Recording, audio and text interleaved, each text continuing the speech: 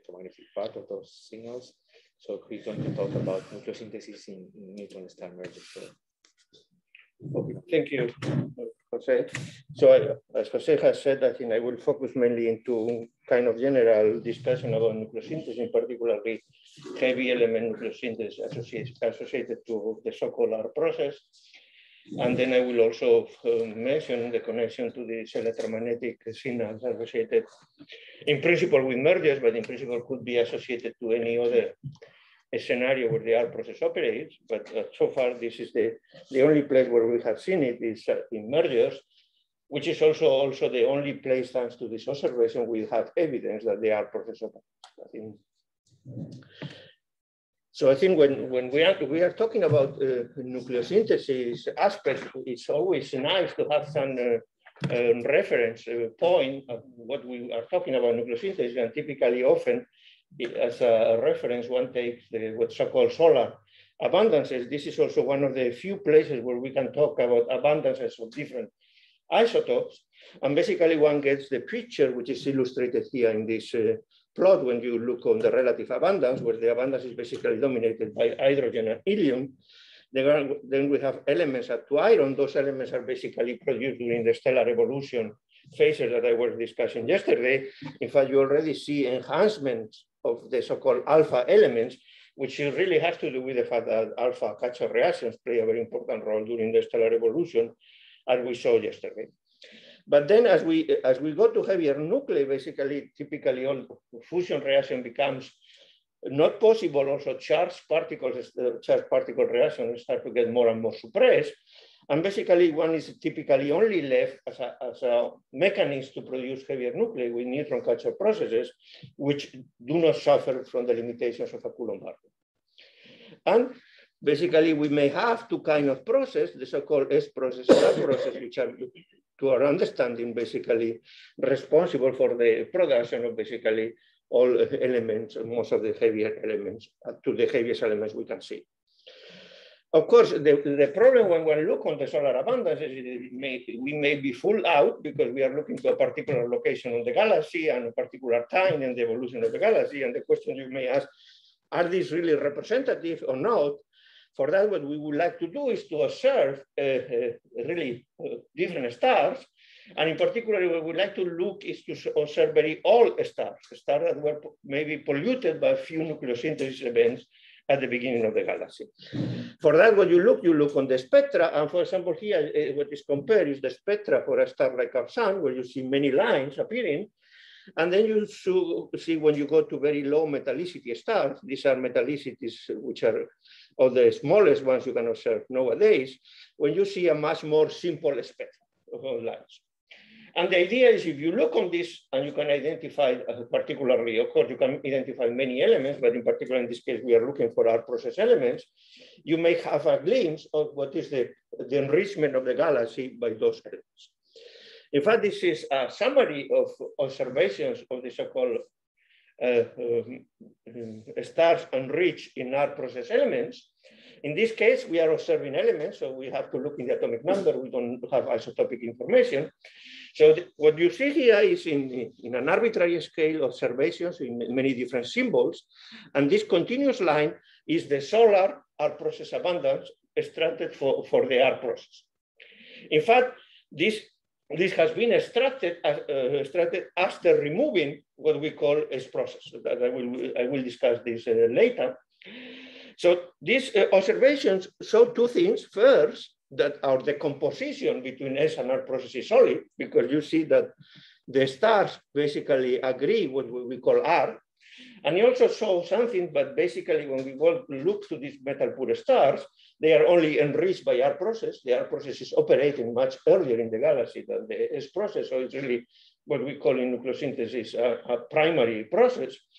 And also the relative abundances match very well what we see in the solar system. So basically, the solar system is not a random superposition of events that produce many different things. It seems to be that wherever the R process is operating, they always produce things which are in a very similar proportion.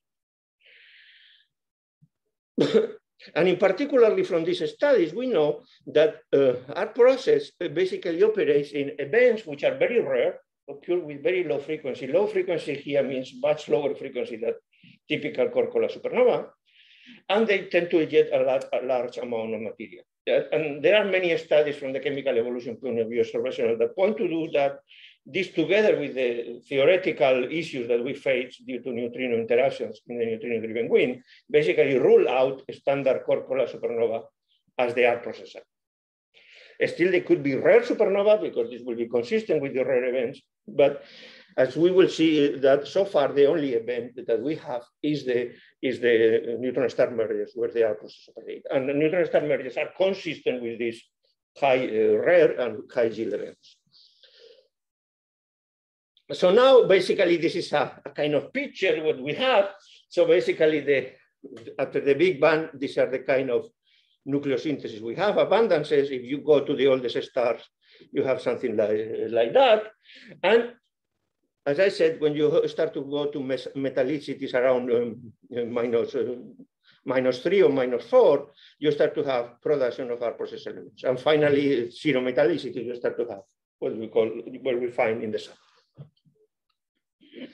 Okay, so but this is what we know about observing stars. And whenever we do observing stars, this is kind of indirect information, because we may guess that when we go to very old objects, it has been polluted by a single event, but that may not well be. And for the uncertainty with enrichment interstellar medium and so on. But what we would like to do is to directly observe how the R process operate, and much in the same way that we see the nucleosynthesis occurring in a Corcola supernova by observing the spectra, observing the light curve. So in this sense, what we equivalent to a supernova light curve will be a kilonova, which is basically an electromagnetic transient, which is due to the long-term radioactive decay of our process. As we will see, due to the fact that this process has some peculiarities that we will discuss later, but observing this transient is important for many reasons. From the point of view of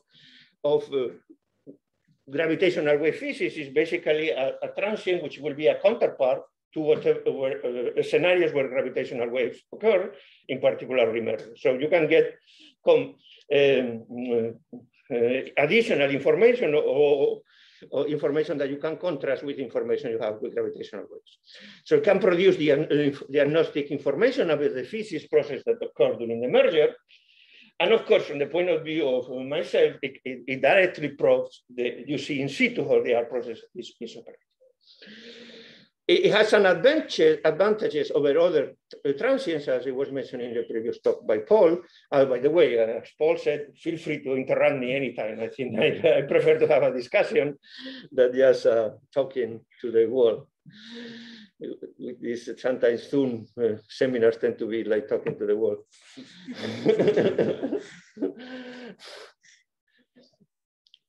So compared to other transients, basically, in particular the GRB transient, which are very beamer, basically we will only see if our line of view is in the direction. And in fact, in the case of GW170817, this is a kind of a sketch that illustrates what was the line of view estimated.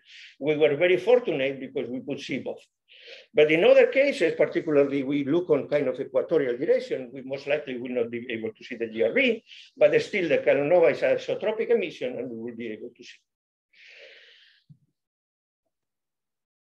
Okay, so now regarding the nucleosynthesis process, as I said before, basically we have two types of processes, the so-called S process, which stands for slow neutron capture, which basically the main difference between both processes is the environment.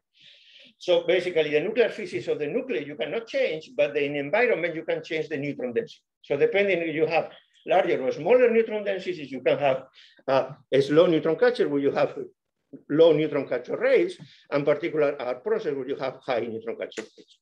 And the reference for being slow or rapid is basically what is the beta decay lifetimes of the nuclei near to the stability. So if the neutron capture are much faster, we have the R process. If they are smaller, we have the S process. So basically the nucleosynthesis proceeds starting with some seed nuclei by a series of neutron captures and beta decay. The beta decays are necessary because if you will only do neutron captures, you will never change the set. So you have to make beta decay to move up in this in this nuclear charge. Okay, so for example, here I have a kind of a sketch how the S process may operate.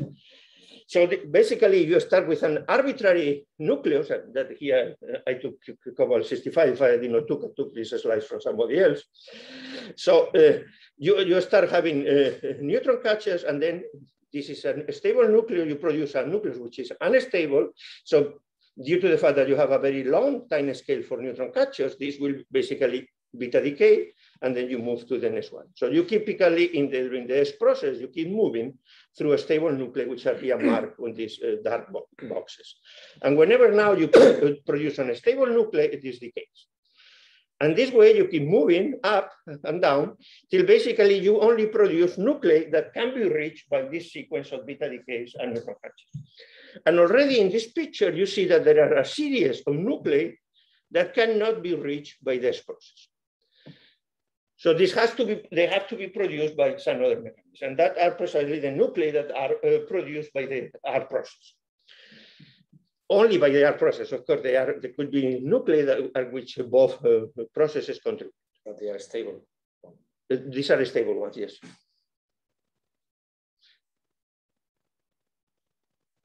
In fact, now, if you look to the R process, the situation is different. Now you start with a same nucleus.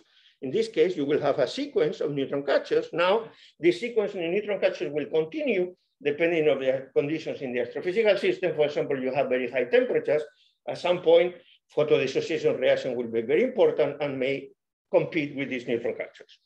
The case is at some point you stop and then a beta decay happens. But in this case, you are moving all the time around unstable nuclei. Then you keep moving and that. So now a very interesting thing happens that you reach a closed cell. And when you reach this closed cell, typically it becomes much less likely to have a neutron catcher. And typically you basically keep moving around the closed cell. And then you getting closer to the stability. Closer to the stability means beta decays in much longer time scale. And then basically you accumulate material on those nuclei who have the longest beta decay rates. And finally you move and continue so on. Once you have run out of neutrons, this material will finally beta decay. And in this particular case, you produce those nuclei that could not be produced by the S process. And at the same time, because you produce those nuclei, there are some nuclei which are sealed by the R process. And so that means that there are nuclei that can be only produced by the S and nuclei that can only be produced by the R process. So, but this presence of the magic neutron numbers leads to the appearance of peaks in the abundance distribution. In fact, when you look on the abundance distribution, you see this double peak structure, and you can analyze that indeed they are related to the presence of magic neutron numbers, but due to the fact that in the S process trajectory, you need the magic neutron number with a higher set value, the peak is shifted to a larger A. That for the case of the S process, where you reach the same neutron number for a lower set value. And then this is why you see this kind of double peak structure. And this naturally accounts for this double peak structure from the nuclear physics point of view. You also see nice features that, for example, what we call S process has a very large odd even effects, while in the R process, you have a much smoother distribution. And this is, in fact, is also confirmed by these observations. And in fact, this has to do with the fact that beta decays plays a very important role. And it's not only neutron catchers. Okay, so this is kind of the basic working of the R process. Now you think on the astrophysical environment where the R process should operate.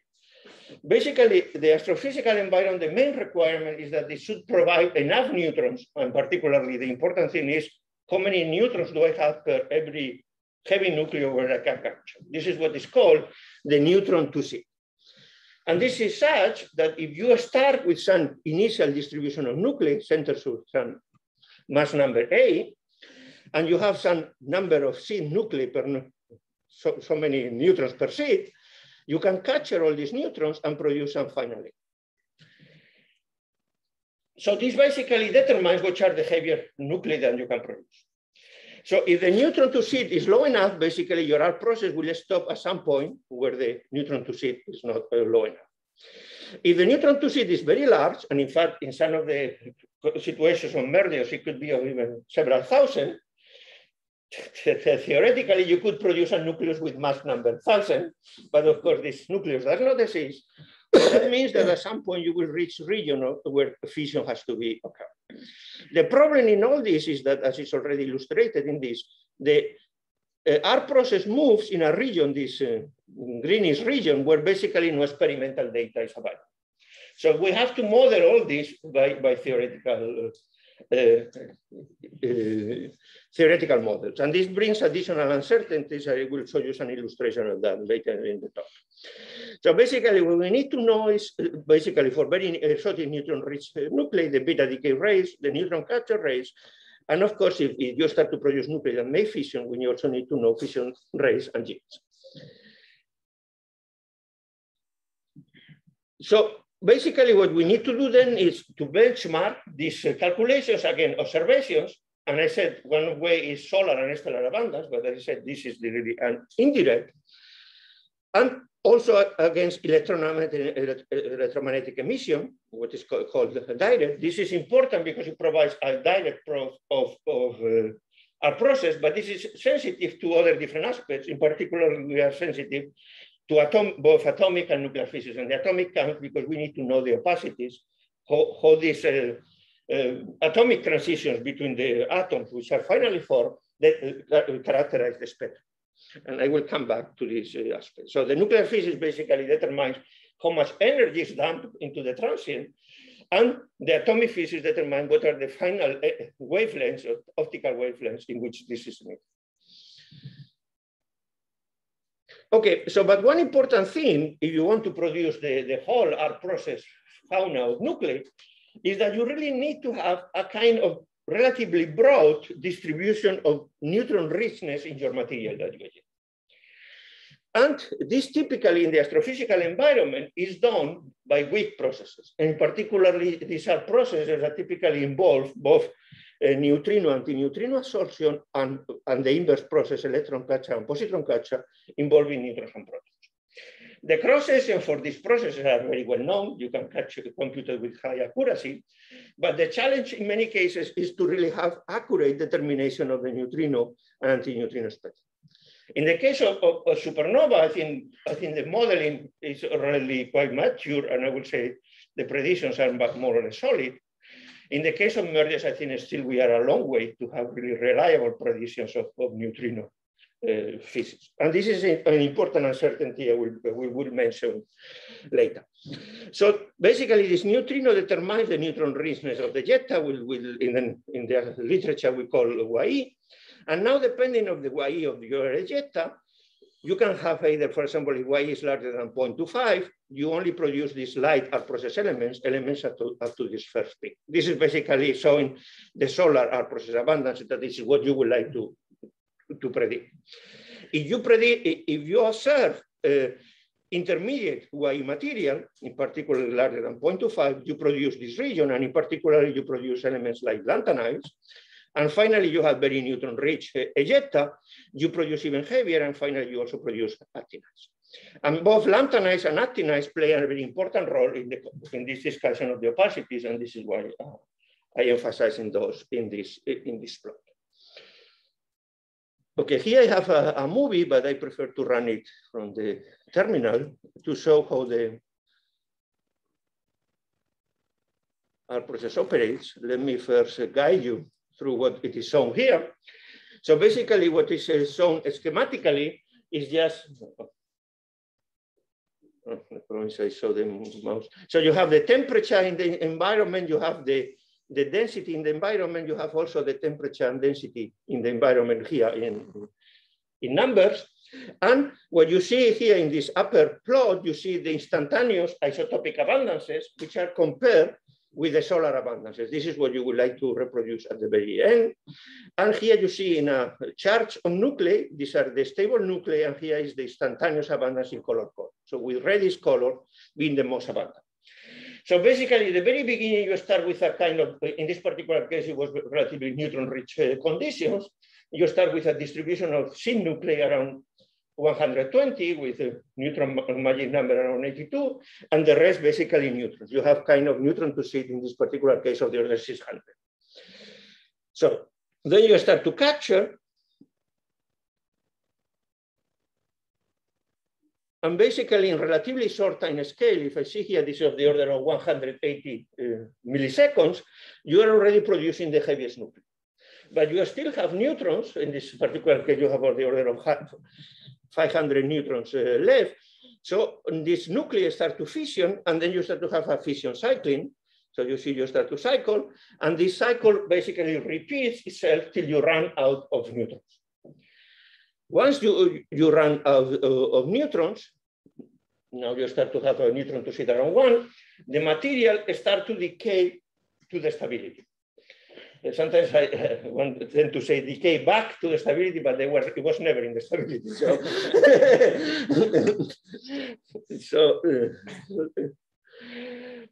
So this material decays to the stability, and during this decay is when you start to produce a lot of energy for very long time scales. And this energy production for this very long time scale is what is at the core of the kilonova. Of course, during this production is where you develop, and you see, for example, that there were large odd even effects, and then there is this smoothing of the abundance during this phase that is called the freeze out, which is consistent with observations. And in particular, in this particular case, you get something that resembles very well to the solar abundances, at least at 1220. And you keep decaying, and you keep decaying for a very long time scale. One thing that is also interesting here, you see that we are already moving on time scales which are relevant for kilonova physics of time scales of days. And when you look on the actinides, like uranium and thorium, of course, you only have a few then stable on the Earth. But when you look on time scales of days, most of the actinides are stable on this time scale. So they could be a very important source for the opacity comparing with the lanthanides for that. Because from the atomic point of view, the structure should not be very different. Okay, okay, let's leave it to finish.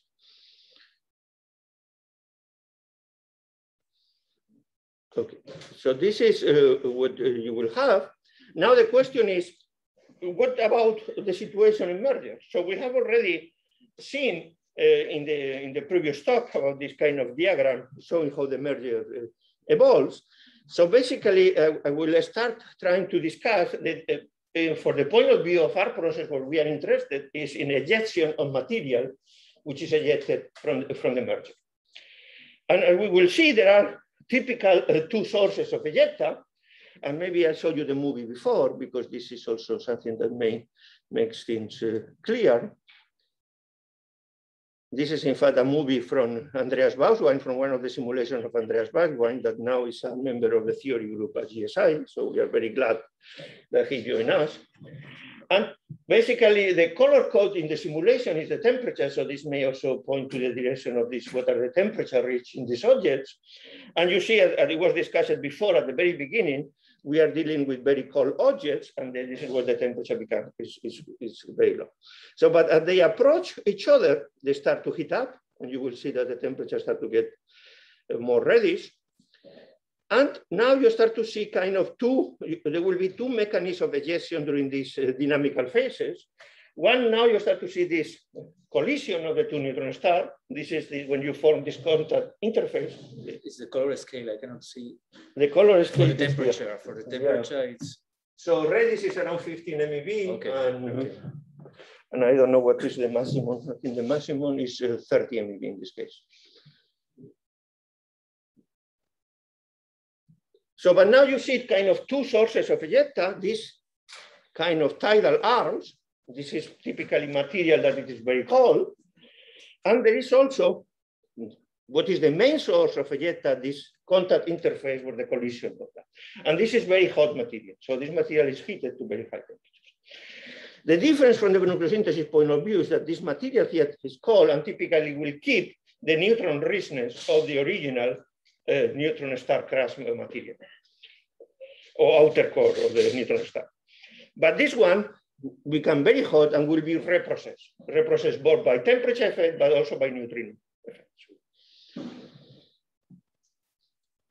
So now you also see another interesting aspect, which is already you see in this, start to see in this movie, is the fact that you start to have a central remnant and you start to form an accretion disk. And now the evolution of both this remnant and the accretion disk play also a very important role for nucleosynthesis. In fact, if we believe the numbers above the simulation of GW, it's mainly the disk that contributed to the nucleosynthesis, not this really dynamical ejecta.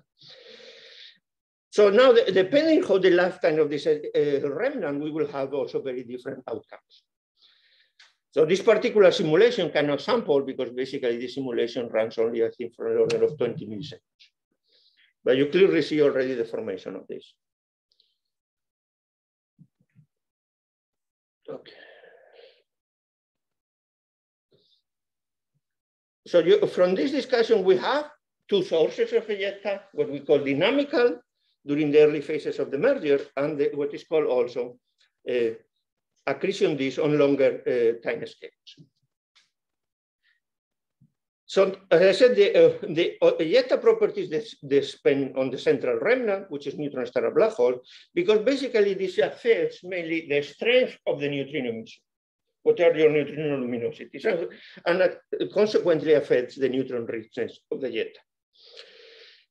In fact, this is illustrated in this way. In fact, the very initial studies of neutron star mergers basically neglected all these neutrino effects and assumed that the material will be very neutron rich coming from the outer crash of the neutron star. And that was an ideal scenario for that process because you will have a very neutron rich. From the nuclear physics, basically, mainly the yields are determined by the fission products, because you saw in this movie that mainly at the very end, in the light nuclear fission products will be determined. And in particular here, you see a comparison of the impact of different mass models, and the variations due to different nuclear physics were not very large, in particular not in the second peak, because in this particular case, we use the same mass model, fission yield distribution. And it was affecting mainly the location of this third peak material. Also, the disadvantage of these very neutron-rich conditions is that one were not able to produce these light process elements. At the moment, basically, this started with the work of Vanaglio and collaborators in the Shibata group. They really saw that neutrino emission, even during this dynamical ejection phase, was playing a very important role. And this I saw some results of recent simulations, but different groups have shown. If you do not include neutrinos, basically you do an histogram versus YE, you have very neutron-rich ejecta, but if you include neutrinos, you start to move in more neutron-rich conditions. So when you start to include neutrinos, and this is something we are now on the way to do systematic studies of the role of weak process from different equations of state, you start to see that you produce like process elements. And there is also an interesting aspect. What is shown here in different color codes is material ejected in different angles. In particular, one sees that for material ejected in the polar direction, which is this contact interface, is where the strongest effects of weak processes. In the strongest effects means that the YE is shifted to higher values, and then you have a suppression in the production of heavy elements. In particular, you have a suppression on the production of lanthanum. So this is consistent with the picture of this observation of GW 88. Maybe we were lucky, and because we observed on this polar region, we were able to see this blue emission. But I will come back to this later. So now, what about this ejecta? This is what in the literature is called secular ejecta. It's basically, again, you have a picture like it is illustrated here. You have a accretion disk, and then you have a central remnant that in this particular case is just a hot hypermassive neutron star. So this is neutron star is cooling by emitting neutrinos of all flavors. And of course, if the fluxes are large enough, you affect the neutron to proton ratio. So now, if this neutron star will last forever, in this tiny scales, if it is long-lived of the order of seconds, it will be forever from the point of view of the lifetime of the disk.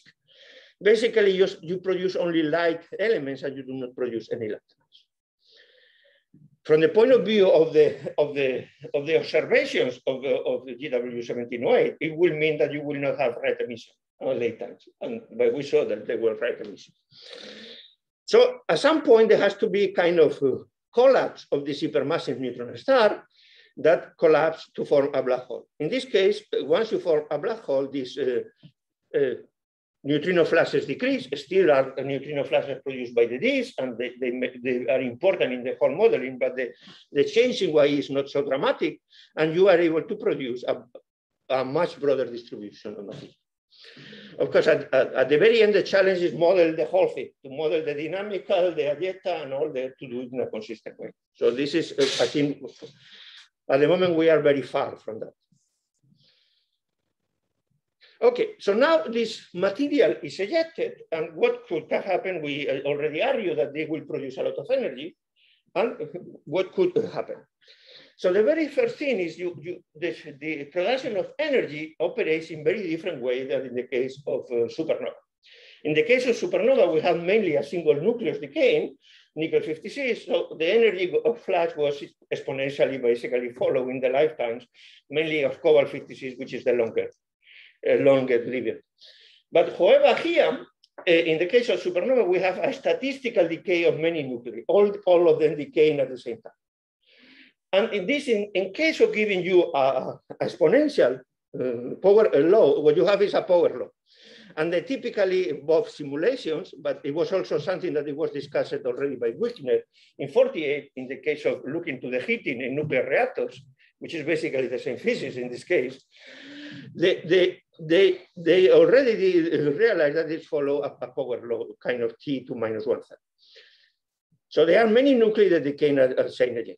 Of course, there could be wiggles from time to time, and for an accurate modeling, you may need to account for these wiggles that point to dominating of individual lifetimes.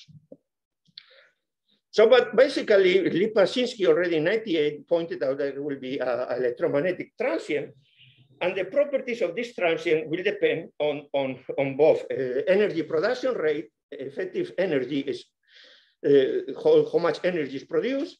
Now, it's not only the energy which is produced, you have is also whether or not this plasma, this gas, is able to absorb the energy. For example, you have beta decay, the neutrinos escape. So this energy cannot be used for anything.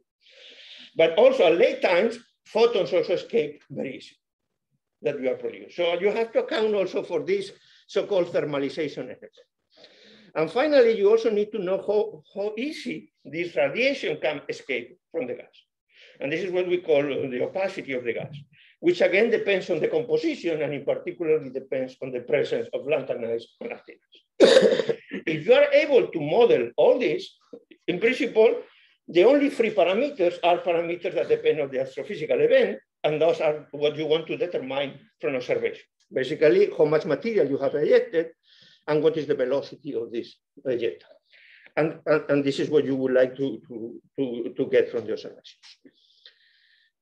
So just to understand this opacity, one can have a kind of very similar picture. Imagine you have a spherical distribution of ejecta that it is expanding. Initially, it's relatively dense and hot, and it is opaque to photons. As it is expanding, basically the luminosity increases because basically there will be always emission from the surface, and the area increases, and you have an increase. However, at some point, the material will become transparent, and from this time, basically decrease a kind of the so-called Arnett law, basically proportional to the instantaneous heating rate. So the transition from this opaque to the transparent basically is determined by the opacity of the material. If the material is very opaque, basically this transition happens relatively late when the material is already colder, and basically reach to a red emission. If the material is, the opacity is very low, the transition occurs at earlier times and emits in a kind of higher temperatures, and this, because we are talking always more or less about visual wavelengths, it happens mainly in the blue. And this basically is mainly determined by the lanthanide substances. So low opacity, we have emission from hot material with short wavelengths, and high opacity, we have late emission from colder material at longer wavelengths. And the reason why lanthanides are so important is basically illustrated in this plot. If you take the typical iron, single ionized iron, iron 2, in the case which is very relevant for supernova, this is basically the kind of spectra you have, and you give you a kind of the density of transitions you may have. When you look in one of the lanthanides, neodymium, again single ionized, you see that the density of levels is much higher. So you have a much higher level of bound-bound transition, which is the main source of opacity for these conditions. In fact, this is also a challenge, as we will come back, because in many cases, for most of the R-process nuclei, there is no experimental data, or there are very few experimental data. So you have to really do all these calculations of opacities also. Okay, so you do everything. Basically, what you get is some kind of luminosity, and this is something we did together with Brian Meska in 2010. And that gives you a kind of luminosity, which is of the typical time scale of the order of 10 to the 42 ergs, which typically is on the scale of 1,000 novas, and we call this kilonova. In the literature has been, you may also see the discussion macronova, and for a long time there was a long discussion whether it should be macronova and kilonova, but it seems that after the observation and the fact that it was really a kilonova in the sense that it was 1,000 novas, this kilonova name has stick more. But you see also this decay, this long-term decay that follow this kind of power law. Qualitatively, of course, there are wiggles coming down. So now, this is this picture, so how we can confront this with observations. And unfortunately, so far, the only observation is the one corresponding to GW170817. Maybe I should not say unfortunately, because maybe we were very fortunate to have that, most likely. So basically, this is illustrated here. I think this already in itself was spectacular, because this was the kind of first time that one observed this very fast evolving transient, independently of whether or not it is powered by radioactive R-process material. So this was certainly a novel thing. And the other important thing is that it basically, we would see, agrees with all the predictions that it's really powered by the R-process material.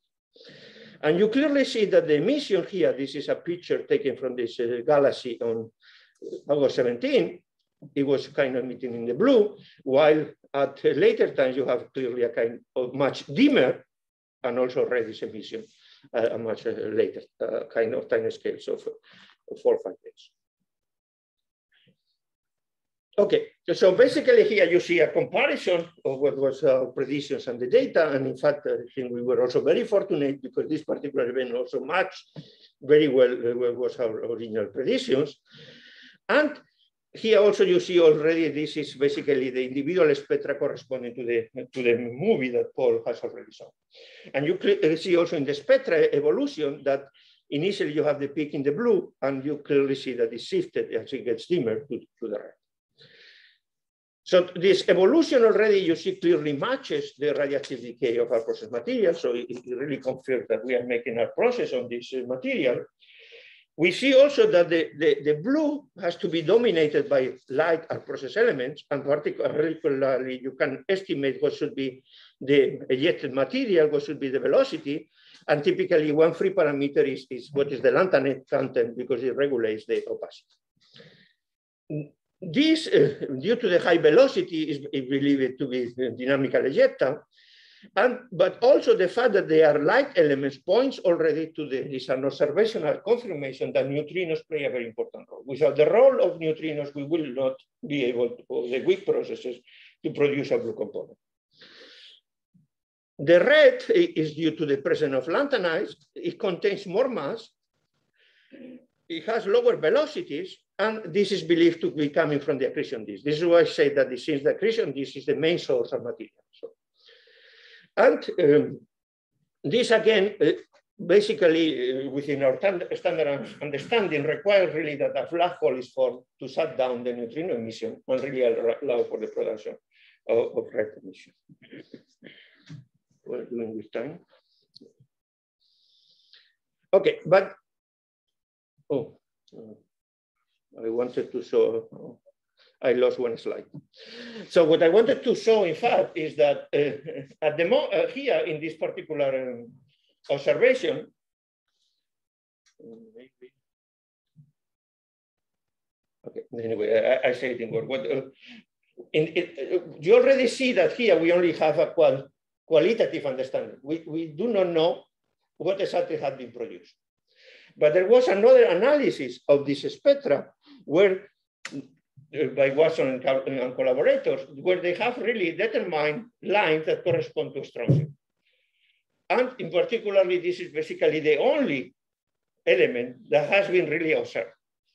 So if we talk about direct observation of a given element produced, it's only strontium.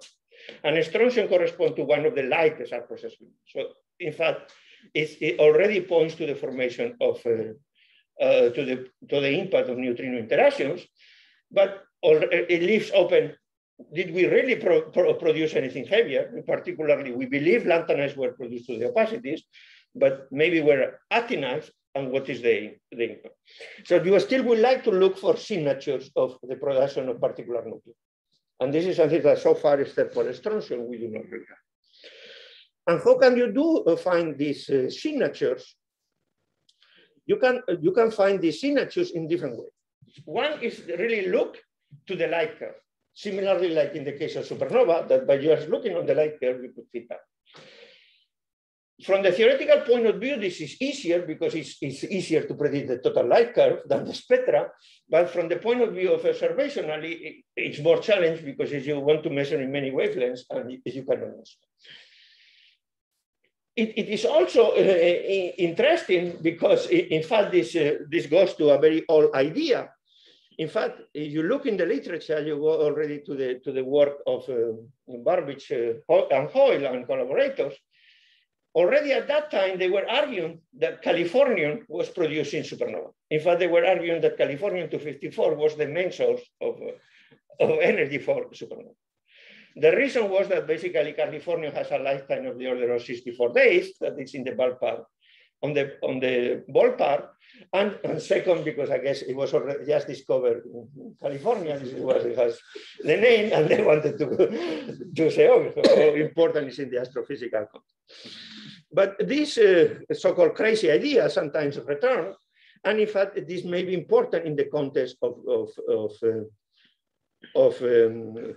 kilonova. In particular, several studies, including ourselves, have shown that California, for example, here, small variations of Californium may change the light curve at late time. So you may produce, may even dominate the heating, depending on the abundance, at late times. In fact, what you see here is the sensitivity limits for a kilonova at the distance of GW of the James Webb Observatory, which is going to be launched very soon. So this, in fact, it may be even observed by the James Webb. We are lucky to have another kilonova. The other interesting aspect is what it is illustrated in this figure. So here it compares different models, and all these models basically assume different YE distributions. With you move for only produce light elements to produce heavier elements. What it shows that basically you can calibrate all the models to basically the production or to the observed data. And the observed data basically only goes up to 10 days. But when you go to late times, the spread between models start to be much larger. And this has to do, again, with a nuclear effect. Basically, when you move on time scales of between 10 and 100 days, there are very few nuclei. The lifetimes are known for all these nuclei, but there are very few nuclei with decay with the appropriate lifetime. So you can see individual nuclei in the light curve because they will contribute. And depending on the abundance of this particular nuclei, you start a high spread on that. So again, this could be a signature to identify that. Also, I think when you go to these very light times, this is what in the literature is called the nebular phase, the uncertainties in opacity are less important, but you have to do with effects which are called breakout of local thermodynamical equilibrium, and all the modeling becomes also more challenging. So now what I wanted to illustrate is some of the aspects we are currently working. And in fact, this has to do with uncertainties that I mentioned. One of the uncertainties is how this evolution of the central remnant operates. And in fact, it is important to understand the dependence on the progenitor mass and the equation of the state and determine the role of neutrino interaction. So these are simulations. These are 2D GR simulations. So this evolve 2D because we are allowed to evolve for much longer time scales of the remnant, but basically use consistent data from the 3D simulations of Andreas Baswein. And it shows the evolution of the baryonic mass of the neutron star as a function of time for different models. In particularly, this bluish line is a model which is consistent with GW 170817. And all the models are more or less, the second one is also consistent in the total mass, but not in the ratio. So it shows also how sensitive is on the ratio of the masses. And the other one is a much lower mass. So basically in these simulations, you see that basically around 150 milliseconds, a black hole is formed. So that when the lines stop, it's because the black hole is formed. And when you go to a much lower mass, you see that the black hole lasts for much longer. You can also see how much ejecta is emitted, because this long-term evolution also affects the dynamical ejecta, and these numbers are in the ballpark consistent. But also from the nuclear physics point of view, you see here, this is the maximum temperature in the remnant how evolves. And you clearly see that as you approach black hole formation, the temperature becomes very large. In this particular case, even beyond 100 MeV. So I think nuclear physics effect that this high temperature effects, they start to be very important. And at the moment, I think we are far from having those under control. Even the temperature estimates are probably quite uncertain. One question for these simulations, what type of equation of state was used? Here is used the so-called SFHO equation of state. This is a kind of a square type equation of state that includes thermal effects consistently. Yeah. Okay, thank you. And it was also adjusted to reproduce the high temperature, the maximum mass of the, sorry, it's not a scan, it's relativistic mean field. Ah, okay, okay.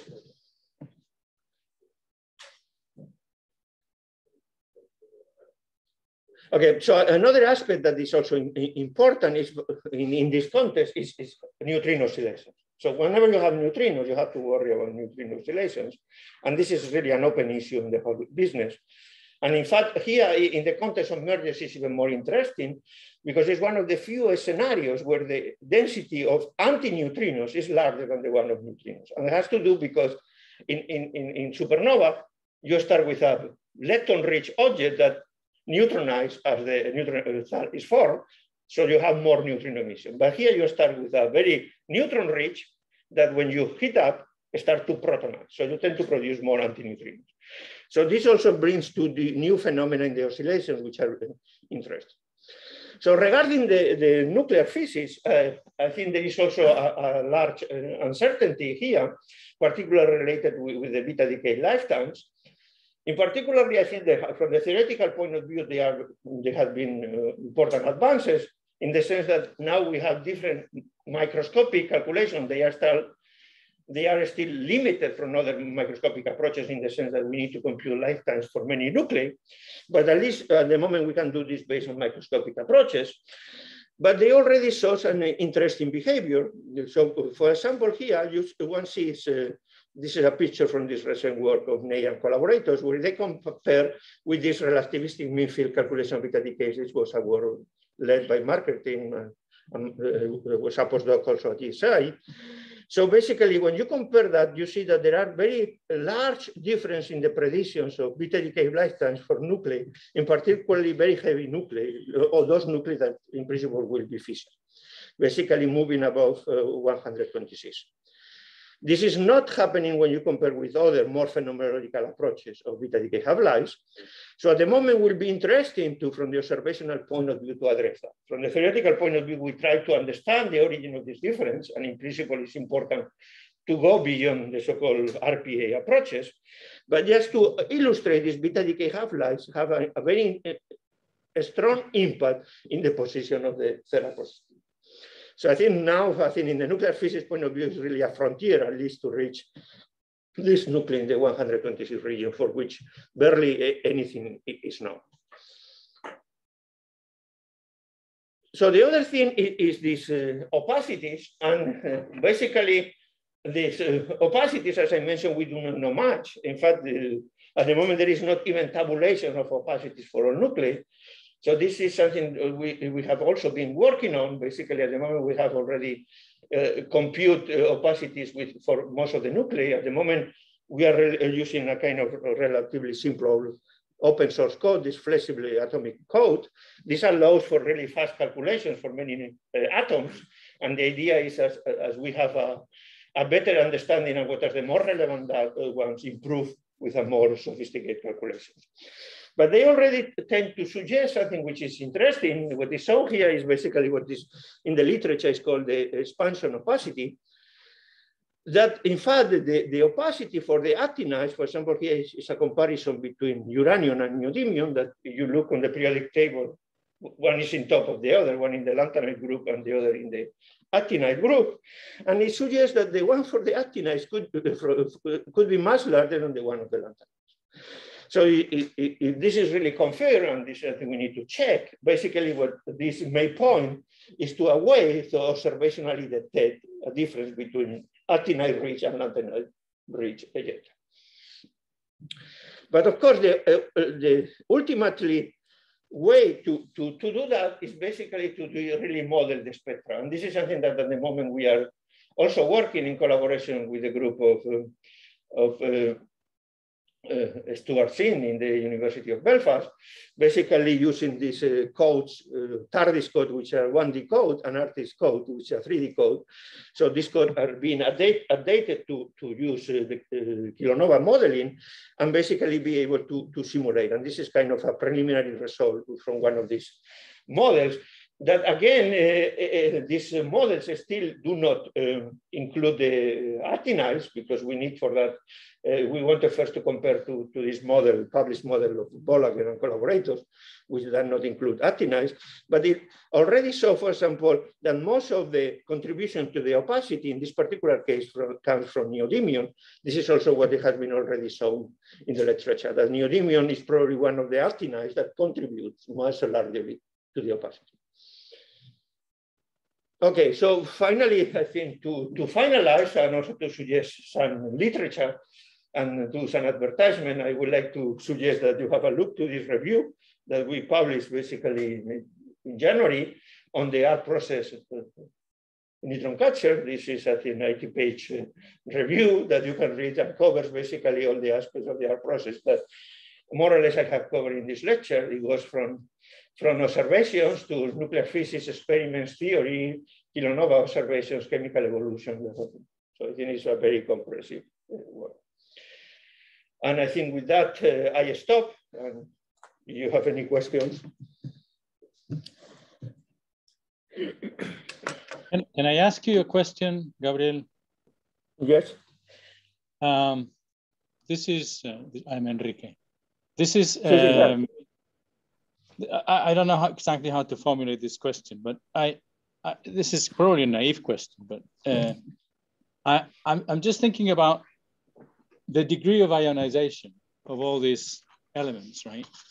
Because surely that, I mean, at these high energies, I would expect these elements to be fully ionized, not at the very highest energy. So there must be some kind, I mean, this must play some role, no? Or the degree of ionization. Yes, it plays a very important role. But from the, you look on the spectra already measured for GW 17. On the bulk part, you can adjust like a black body. And the temperature that you estimate from that is the order of 5,000 Kelvin on the tiny scales of days. So at this 5,000 it goes down very rapidly, the temperature, right? This is. Sorry? So the temperature is kind of dropping down very, very rapidly. Yeah, because the material expands, as I said, with very high velocities. So on tiny scales of days, of course, you are fully right that during the art process, the material is fully ionized. And on that case, because we are looking on beta decay, ionization stage is not affecting the beta decays. At the same time, the temperatures are low in the nuclear scale. So most of the cases, contribution from excited stage from the beta decay rate probably can be neglected. It's mainly the ground state decay. But when you go really to the tiny scale where you can make observations, of course, we would like to observe at the earliest possible. And yeah, that's what I was thinking about, right? Whether at the very beginning, when it was fully ionized, you could have a sort of window to see, right? My expectation will be that if you go to a stage where you are still fully ionized, it will be so opaque that you will not be seen. But I am with you that right? you could have much higher ionization stages as you go to earlier and earlier.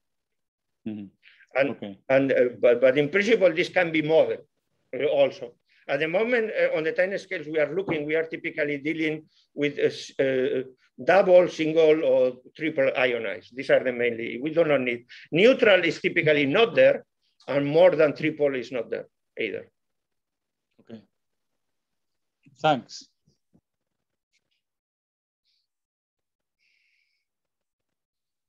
I have another question. So Gabriel, if I understood at the beginning, what I understood that you say that in the, let's say, canonical R process models, they still have some difficulties to produce the lightest R process elements, no, below mass 100. However, the only signature we have now from gravitational waves really comes from that region. Yes, in fact, this is a very good question. So this is my, yeah. In fact, at the moment, I think it still is a challenge, both to I think, in fact, there is a recent paper of Andreas and Oliver Just, where they have tried to use the results of the simulations to really match the observations. And the two challenges is really to produce strontium enough, because as you said, it's very light. In principle, it's not a problem to produce more or less most of the nuclei, but the strontium, where do I have it, is really here in the most latest one. Yeah. So this is a challenge. And the other challenge is really to suppress the production of lanthanides so much that you don't have a red. And both, I think at the moment, we are not there. Still, we have models that it shows the impact of neutrinos, and it shows that it goes in the right direction. But still, to have a full consistent simulation model that cannot explain the observations, I think we are not there. Yeah, because that was my second question. No? Which do you think is the reason for the production? I mean, what is behind the production of these lightest? I think as I said before, I think at the moment, I don't think we have under full control the role of neutrinos. And whenever you're trying in neutrino physics, is all the transport issues, how to deal, but all the issues even about oscillations are not under control on this environment.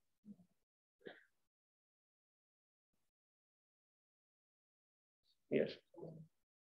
Okay, at the beginning we were speaking about the seed nuclei. Seed nuclei. Seed nuclei, yes. The air process. I remember that I read one that in the air process it produces its own seed nuclei. Yes. The S process cannot. Yes. How is that?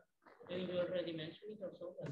In the air processes, you made your seed nuclei. Particularly, you consider this.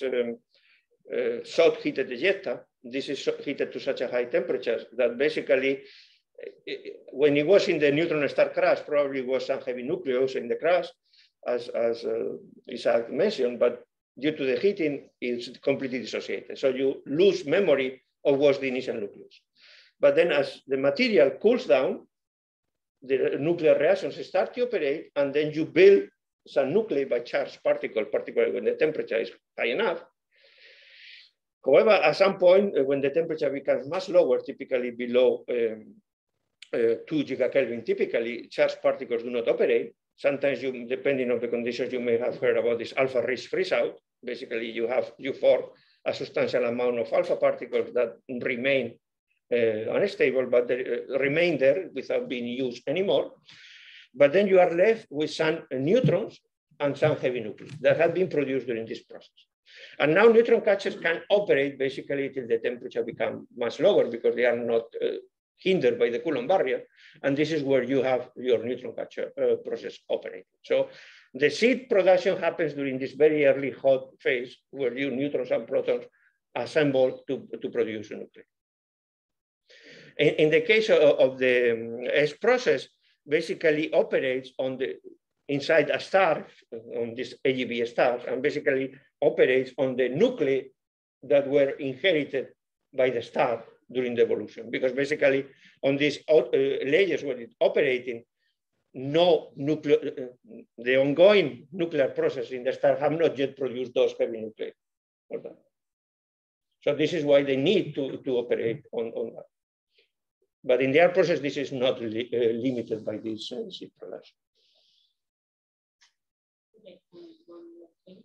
You said that some nuclei leave a fingerprint on the life group. Sorry, some nuclei? Leave a fingerprint. Yes. In the life group, but just at later time. Yeah, of course, it may be, for example, when you go to, you will produce very high YE material, very neutron rich. Your distribution of the nuclei produced becomes more narrow. So the decay is less statistical. So typically, the higher the YE, the more wiggles you have. It happens like in supernova. Supernova is very high YE, and you produce mainly nickel 56, and you have. In our process, in these scenarios, if you will produce, for example, only strontium on this region, you will also produce only very few wiggles. When you have this broad production of nuclei, at the very beginning, you have many nuclei decay. But as you go to much longer time scales, in fact, on this letter I was referring, we just went through all the nuclei that can decay between 10 and 100 days. And we put it in a table, there are 20 nuclei. So there are no more nuclei that with these lifetimes. And they have a relatively broad range of lifetimes. So depending which nucleus you produce in more abundant, when you look at time scales of 10 days, it can be more nuclei that contribute. If you look to nuclei that operate at time scales of 20 days, it is another nuclei. In particular, where we were able to identify that the more sensitive nuclei to the nucleosynthesis were Californium, because it has a long decay lifetime, also because it's fission. Per decay produce a lot of energy. And the other nuclei that were able to decay were some alpha decay chains from radon, another curion, another nuclei, that basically they have all the decay chain goes to lead. So you tend to produce along the decay chains of the order of 30, 40 MeV in the whole chain. While for California, you tend to produce of the order of several hundreds of MeV. So these were from the point of view of the more sensitive, because per decay contribute more to the energy production.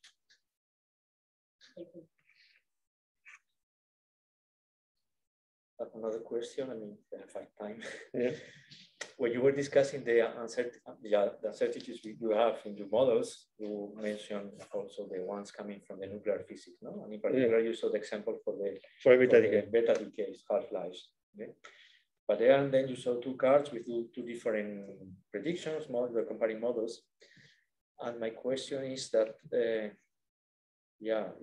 problem is that there where you observe these big differences, those are nuclei which are really far from our reach, no? Even no, but I think some of them, you mentioned n equal 126. Yeah, with the new facilities we are building, I think we measured that. But most of the others are really out of reach. So the question is, do you think that with the limited information we can gain in the next years, this will be sufficient to?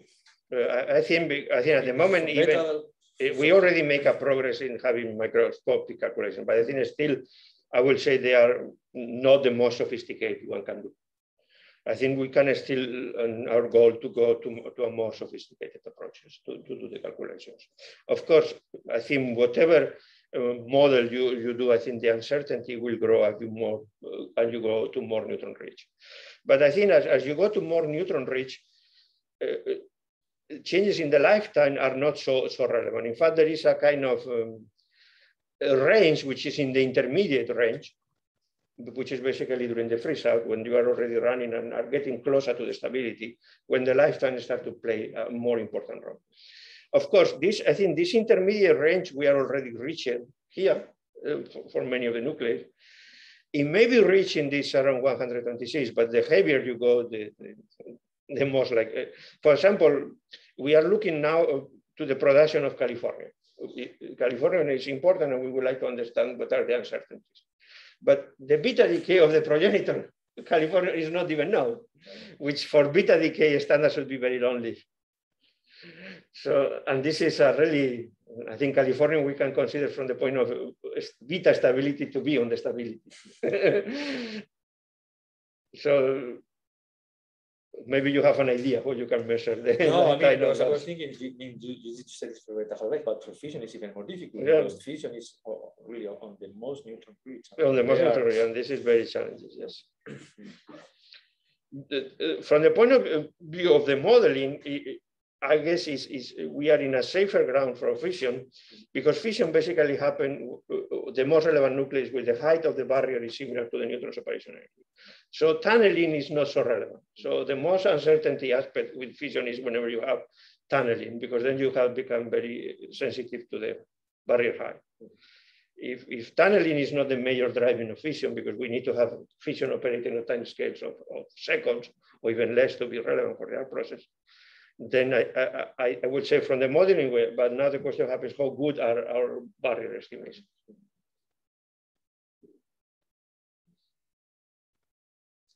So are there any other questions online? I think there are no more questions. So if not, I think we should close the session here for this morning. So thank you very much. And then we have this afternoon, we have one. So there was something in the chat. There was something in the chat. Oh, no. So we have one more contribution at 3.